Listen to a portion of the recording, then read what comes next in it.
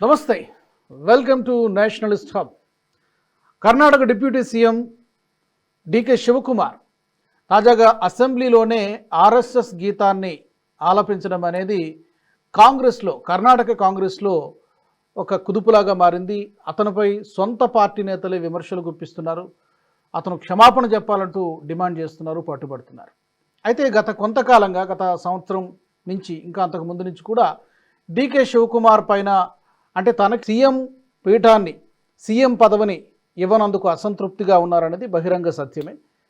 అయితే ఈ అసంతృప్తిని నేరుగా వ్యక్తం చేయకుండా ఇలాంటి పనులు చేయడం ద్వారా, లేదా బీజేపీకి నేను దగ్గరవుతున్నా అనేటువంటి ఒక ఇండికేషన్ కాంగ్రెస్ అధిష్టానానికి ఇస్తున్నారా? తాజాగా తను అసెంబ్లీ సాక్షిగా ఈ నమస్తే సదావత్సలే మాతృభూమి అంటూ ఇంకా పూర్తి గీతాన్ని కూడా ఆయన అసెంబ్లీ సాక్షిగా ఆలపించడం అనేది కాంగ్రెస్ అధిష్టానానికి ఒకంత షాక్ గురి చేసిందని చెప్పాలి. ఈ నేపథ్యంలో డికే శివకుమార్ ఏం చేయబోతున్నారు? కాంగ్రెస్ పార్టీకి కేవలం ఒక హెచ్చరికలాగా మాత్రమే పంపించారా, లేకపోతే బీజేపీకి కూడా ఒక ఇండికేషన్ ఏమైనా ఆహ్వానిస్తే నేను మీ పార్టీలో చేరతాను అనేటువంటి ఒక ఇండికేషనా? ఎలా చూడాలి తాజా పరిణామాల్ని? Let's discuss. నాతో జాయిన్ అవుతున్నారు రాజకీయ విశ్లేషకులు మురళీ మనోహర్ గారు. మురళి గారు నమస్తే. నమస్తే రాజు గారు. మన గతంలో కూడా మాట్లాడుకున్నాం సార్ డికే శివకుమార్ అంశము. ఎందుకంటే వాళ్ళు అంతర్గతంగా ఒక ఒప్పందం కుదుర్చుకున్నారు, 2.5 సంవత్సరాలు అని చెప్పి ఒక ఓపెన్ సీక్రెట్ ఉంది. కానీ ఇప్పుడు ఆ మాట మీద అధిష్టానం లేదేమో, బట్ ఏం జరిగిందో తెలియదు. ఈ తాజాగా జరిగినటువంటి ఈ పరిణామాన్ని ఎలా చూస్తారు సార్? బేసికల్ గా డీకే కాస్త అంటే ప్రాక్టీసింగ్ హిందూ ఆయన కనుక ఆయన హిందుత్వ పట్ల ఆల్వేస్ సాఫ్ట్ కార్నర్ ఉన్నవాడు. కాకపోతే ఆయన రిపీటెడ్ గా నేను నా రక్తంలో కాంగ్రెస్ ఉంది అంటే, ఒకవేళ నన్ను కోసి చూసినా కూడా కాంగ్రెసే ఉంది, నా పుట్టుకనే కాంగ్రెస్, ఇలాంటి మాటలన్నీ. ఎందుకంటే అప్పుడప్పుడు కాంగ్రెస్ తమ శీల పరీక్షలు జరుగుతుంటాయి కనుక ఈ శీల పరీక్ష కోసం అలా మాట్లాడుతూ ఉంటారు. కాకపోతే హిందుత్వ ప్రాక్టీషనర్ కనుక ఆయన చాలా సార్లు తను ప్రో హిందూ, ప్రో ఆర్ఎస్ఎస్ కాకపోవచ్చు కానీ ప్రో హిందూగా ఆయన చాలా సార్లు ప్రూవ్ చేశారు. కుంభమేళలో ఉదాహరణకు రాహుల్ గాంధీ పాల్గొనలేదు, సోనియా గాంధీ పాల్గొనలేదు, కాంగ్రెస్ పెద్దలు ఎవరు కూడా పాల్గొనలేదు. కానీ ఇతను వెళ్ళడమో సరే, పూజ చేసుకొని రావడం వేరు విషయము. కుంభమేళలో అరేంజ్మెంట్స్ అన్ని కూడా చాలా అద్భుతంగా చేశారు అని సర్టిఫికెట్ కూడా ఇచ్చేశారు. సో అక్కడ తాను రకంగా తన పని తాను చేసుకోకుండా మళ్ళా కాస్త కాంగ్రెస్ ను రెచ్చగొట్టాడు అని అనిపిస్తుంది. అలాంటి కొన్ని మనం అక్కడక్కడ చూస్తాం. ఉదాహరణకు శివరాత్రి, ఈసారి శివరాత్రి ఈషా ఫౌండేషన్ దగ్గర వెళ్ళి జగ్గి వాసుదేవ్ దాంట్లో పాల్గొన్నాడు. చాలా గొప్పగా జరుగుతుంది రాత్రి శివరాత్రి ఉత్సవం. పైగా ఇతను కూడా శివభక్తుడు కనుక వెళ్ళాడు, వెళ్తే తప్పులేదు. అక్కడ అమిత్ షా గారితో ప్లాట్ఫామ్ పంచుకున్నాడు. మరి ఇవన్నీ కూడా కొన్ని ఇండికేషన్స్ ఆయన ఉద్దేశపూర్వకంగానే కాంగ్రెస్ కి ఇస్తున్నాడు అని ఈ ఆర్ఎస్ఎస్ పాట, డీకే నోట ఆర్ఎస్ఎస్ పాట అని మీడియా అంతా కూడా రాస్తూ ఉంది. డీకేనే కాదు, అసలు కాంగ్రెస్ లో చాలా మంది ఇలాంటి పాటలు పాడుతూ ఉంటారు. పాట ఒక్కొక్కసారి మిమ్మల్ని మెప్పించడానికి కావచ్చు, ఒక్కొక్కసారి కవించడానికి కావచ్చు. కనుక పాట ఉద్దేశము మీ యొక్క ఆమోదం, మీ యొక్క ఏమంటాము, మీ మెప్పు పొందడానికి, అంటే బీజేపీ మెప్పు పొందడానికి అని అర్థము. సిగ్నల్స్ ఇవ్వడం, ఎప్పుడో ఒకసారి మీ దగ్గరికి వస్తాను అనే సిగ్నల్స్ ఇవ్వడం.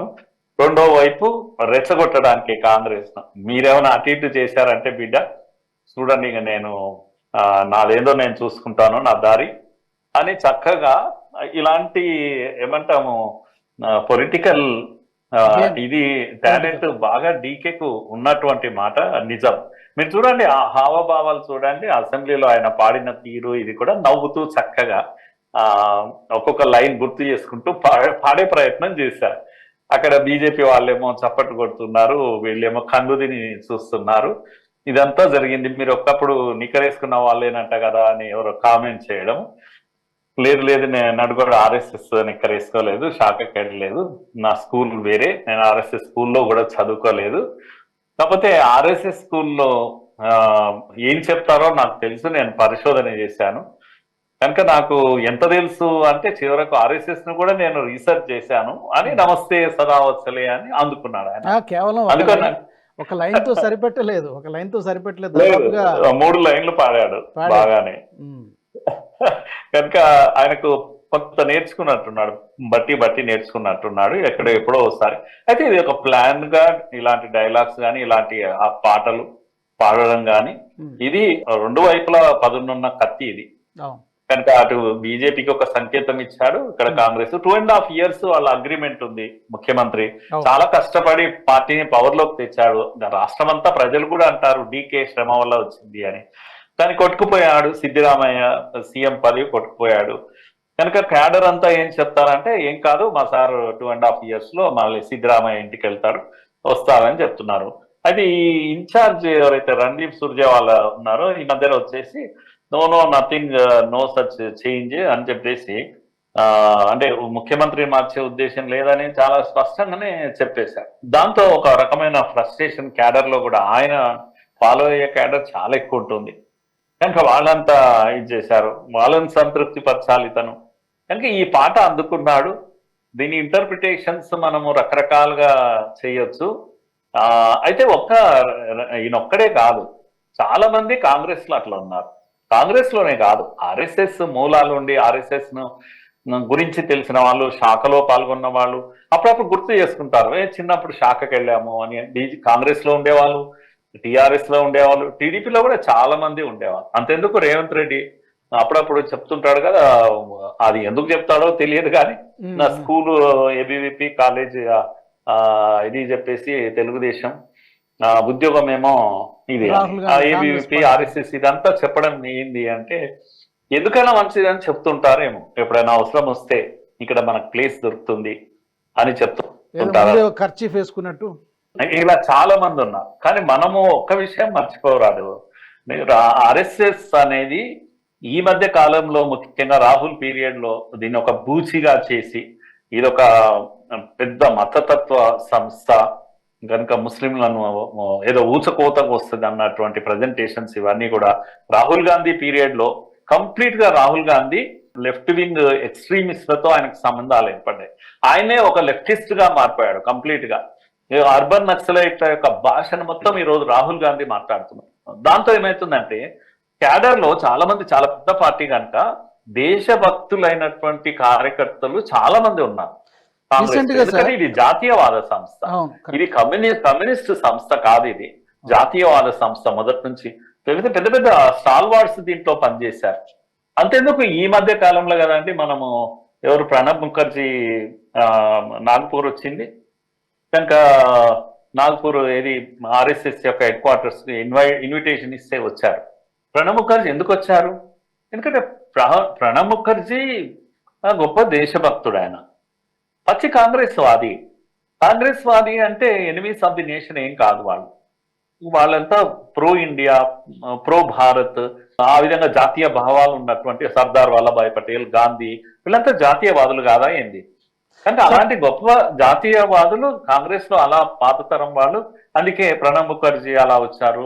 అంతెందుకు నెహ్రూ స్వయంగా 62 వార్ తర్వాత సంతోషపడి క్యాడర్స్ యొక్క సేవను చూసి వాళ్ళని పరేడ్ పిలిచాడు. నెహ్రూ 63లో పిలిచారు, అలాగే శాస్త్రి గారు పిలిచారు, అలాగే ఎన్నో యాక్సిడెంట్స్ జరిగినప్పుడు వాటికి ప్రభుత్వాలు పిలిచినటువంటి దాఖలాలు ఉన్నాయి. అంతెందుకు మీరు కనుక చూస్తే పండిత్ దీన్ దయాల్జీ ఎవరండి? దీన్ దయాల్జీ కాంగ్రెస్ అధ్యక్షుడు ఆయన. ఇది బనారస్ హిందూ యూనివర్సిటీ ప్రారంభించినటువంటి దీన్ దయాల్జీ హెడ్గేవార్ కు ఎంత స్నేహితుడు, ఎంత గొప్ప స్నేహితుడు, అన్ని క్యాంపుల్లోకి వెళ్ళేవాడు. అంతేందుకు వారణాసిలో ఆర్ఎస్ఎస్ కార్యాలయం తానే కట్టాడు డబ్బులు సేకరించి.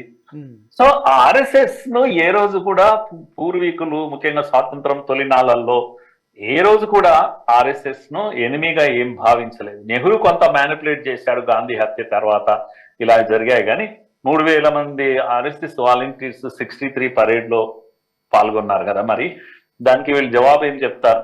కనుక ఇదంతా కూడా అయితే ఇప్పుడు కాంగ్రెస్ లో, మిగతా రాజకీయ పార్టీలో ఒక సాఫ్ట్ హిందుత్వ అనేటువంటి గేమ్ కూడా ప్లే చేయడం. అంటే బీజేపీ యొక్క హిందుత్వ పాలిటిక్స్ ను కౌంటర్ చేయాలంటే కొందరు ఏమని వాదిస్తారంటే, నోనో ఈ విధంగా హిందువులను వ్యతిరేకించడం వల్ల మనం బేస్ కోల్పోతున్నాం, so so soft Hindutva is right approach అనే వాళ్ళు కూడా చాలా మంది కాంగ్రెస్ లో ఉన్నారు. ఇప్పటికి కూడా వాళ్ళు వాదిస్తూ ఉంటారు, విత్ ఇన్ ది పార్టీ కూడా వాదిస్తూ ఉంటారు.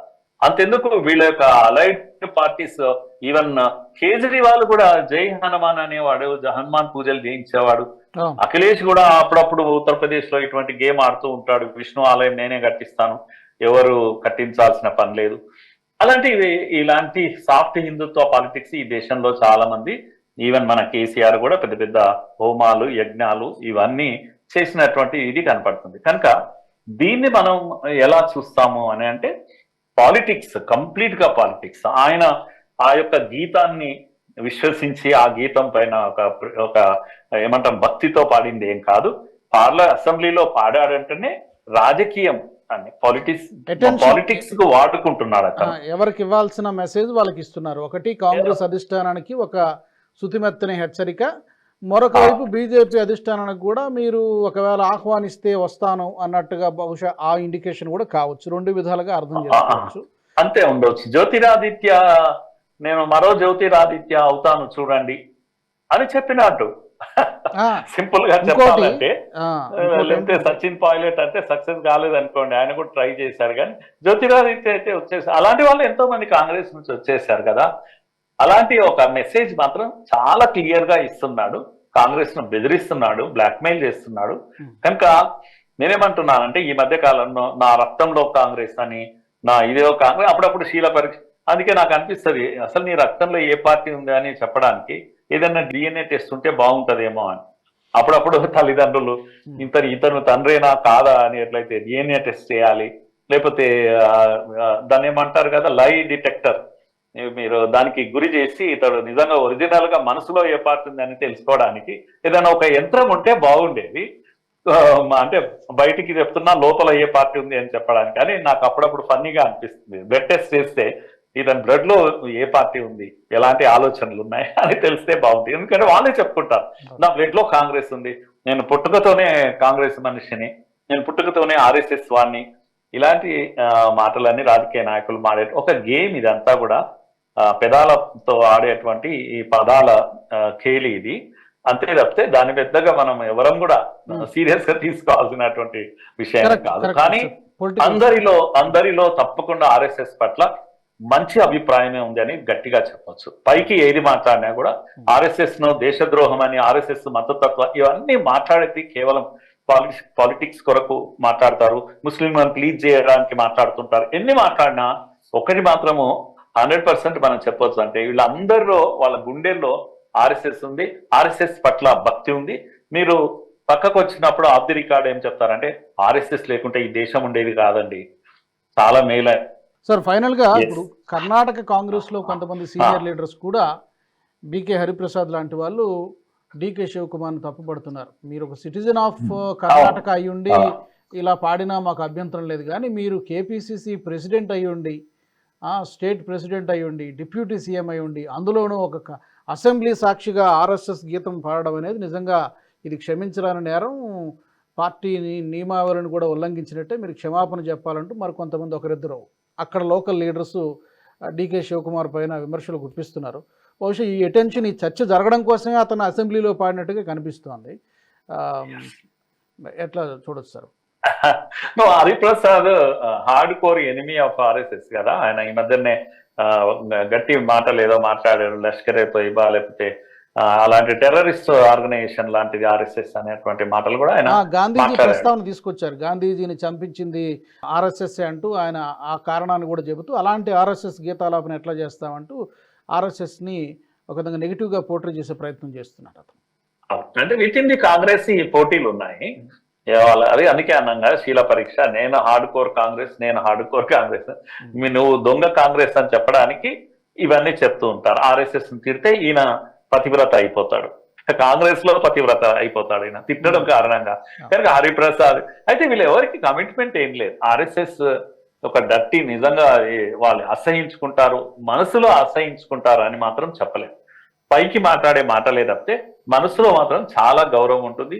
మీరు చూడండి, ఎంత పెద్ద ఎనిమిగా కనపడ్డా కూడా ఆర్ఎస్ఎస్ పెద్దలు కలిసినప్పుడు చాలా గౌరవిస్తారు. ప్రైవేట్ గా కలిసినప్పుడు చాలా గౌరవిస్తారు, మర్యాదకు వస్తారు, మాట్లాడతారు, అనేక విషయాలు తెలుసుకునే ప్రయత్నం చేస్తారు. వీళ్ళలో చాలా మంది కాంగ్రెస్ తో ఆర్ఎస్ఎస్ పుస్తకాలు చదివే వాళ్ళు ఉన్నారు. మీరు మాట్లాడే బంచ్ ఆఫ్ థాట్స్ చదివిన వాళ్ళు, మంచి ఎడ్యుకేటెడ్ వాళ్ళంతా చదువుతూ ఉంటారు. కనుక ఏది సీరియస్ కాదు, తిట్టినా సీరియస్ కాదు, మెచ్చుకున్నా సీరియస్ కాదు. కనుక అది కేవలం పాలిటిక్స్ గానే నేను చూస్తాను. సో ఆ విధంగా చూడాల్సిందే మనమంతా కూడా. ఓకే, మీరు అన్నట్టుగా ఇది రాజకీయ వ్యూహంలో భాగంగానే తన రాజకీయ మనుగడను కాపాడుకోవడం కోసం ఈ ఈ కామెంట్స్ కానీ స్టేట్మెంట్స్ కానీ వస్తున్నట్టుగానే ప్రస్తుతానికి అర్థమవుతుంది. చూద్దాం రాబోయే రోజుల్లో ఏం జరుగుతుందో. మురళి గారు ధన్యవాదాలు. Thank you very much sir. Thank you. మా ప్రేక్షకులు కూడా చెప్పొచ్చు, డీకే శివకుమార్ రాజకీయ వ్యూహం ఏంటి?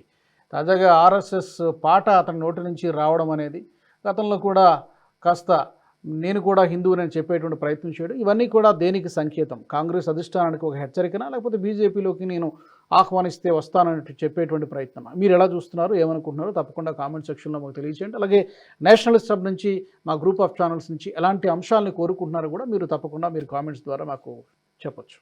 తప్పకుండా సబ్స్క్రైబ్ చేసుకోండి. జై హింద్. ఈ వీడియో మీకు నచ్చినట్టయితే లైక్ చేయండి, 10 మందికి షేర్ చేయండి. అలాగే కామెంట్ల రూపంలో మీ అభిప్రాయాలను మాతో పంచుకోండి. Nationalist hub group of channels ను సబ్స్క్రైబ్ చేసుకుని తెలుగునాట జాతీయవాద జర్నలిజాన్ని ప్రోత్సహించండి. ఈ వీడియో కింద ఉన్న బెల్ ఐకాన్ పై క్లిక్ చేయడం మర్చిపోవద్దు.